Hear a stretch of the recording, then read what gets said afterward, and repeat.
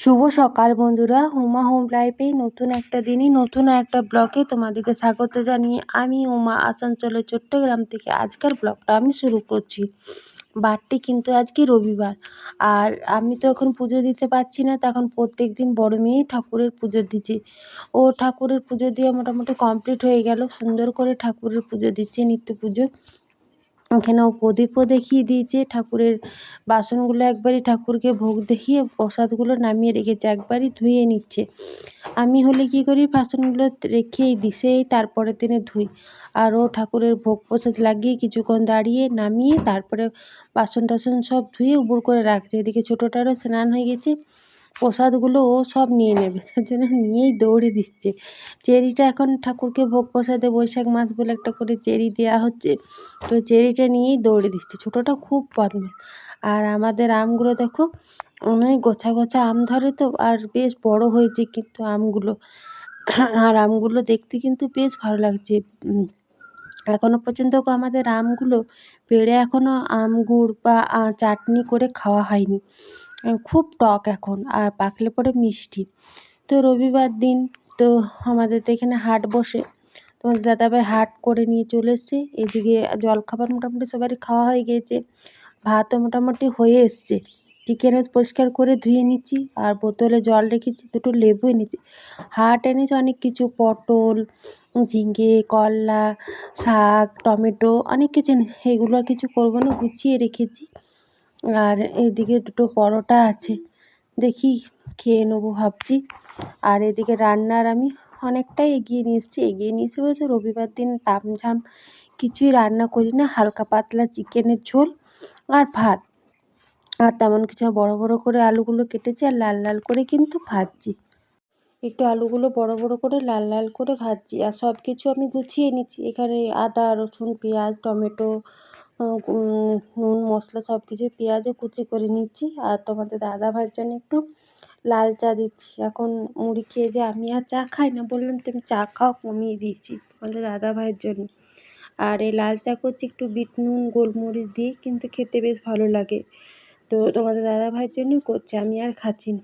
রান্না তো এখনই হয়ে যাবে, ভাতটা নামিয়েছি, সব কিছু গুছিয়ে নিয়েছি।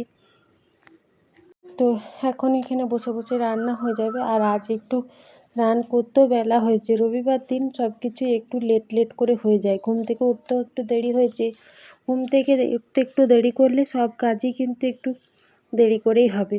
আর মশলাটা কষছি এখানে, আর যেহেতু চিকেনটাই করব, তো সেই জন্য একটু বেশ অনেকক্ষণ ধরেই মশলাটা কষছি। কালারটা কিন্তু সুন্দর এসছে।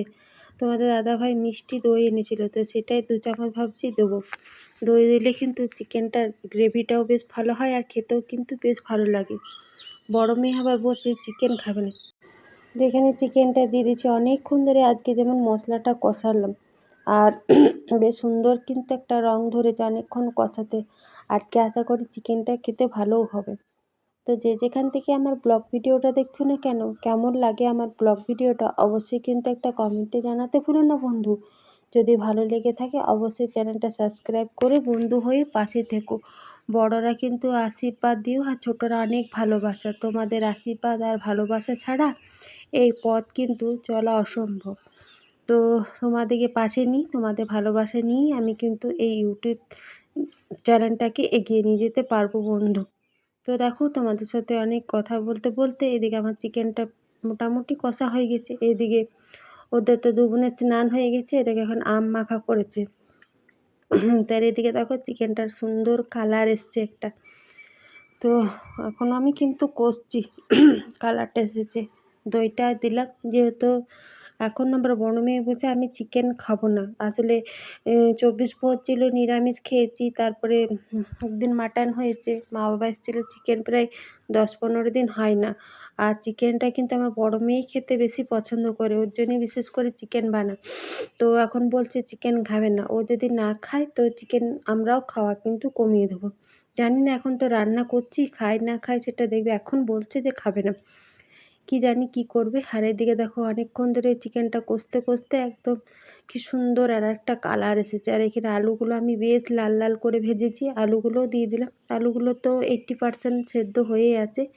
আর একটু জল দিয়ে একটু ফুটিয়ে নিলেই হয়ে যাবে। আর চিকেনটা আমি যাবো আজকে অনেকক্ষণ কষালাম, প্রায় 1-1.5 ঘন্টা মতো মশলা কষিয়েছি, চিকেনটা তারপরে দিয়ে কষলাম। দেখো কালারটা কিন্তু দুর্দান্ত এসছে। তো জল দিয়ে দিয়েছি, এখানে ফুটছে।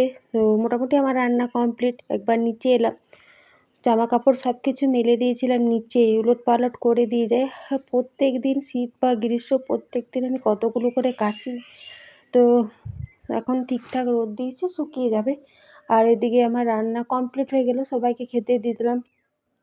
তোমাদের দাদাভাইয়েরও স্নান হয়ে গেছে। এখানে চিকেন আর এখানে স্যালাড আছে, পেঁয়াজ শসা।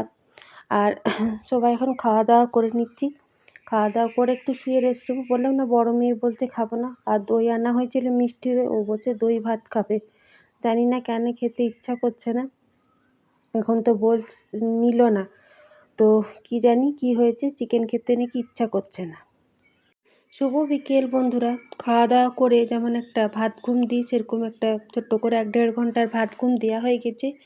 এখন 4টে মতো টাইম হলো। আজকে মেয়ের টিউশনই আছে, তো ওই জন্য মেয়ে বলছে, মা আজকে সাইকেল নিয়ে যেতে ইচ্ছা করছে না, তুমি একটু বাবাকে উঠিয়ে দাও, আমাকে যাতে একটু টিউশনি দিয়ে আসে।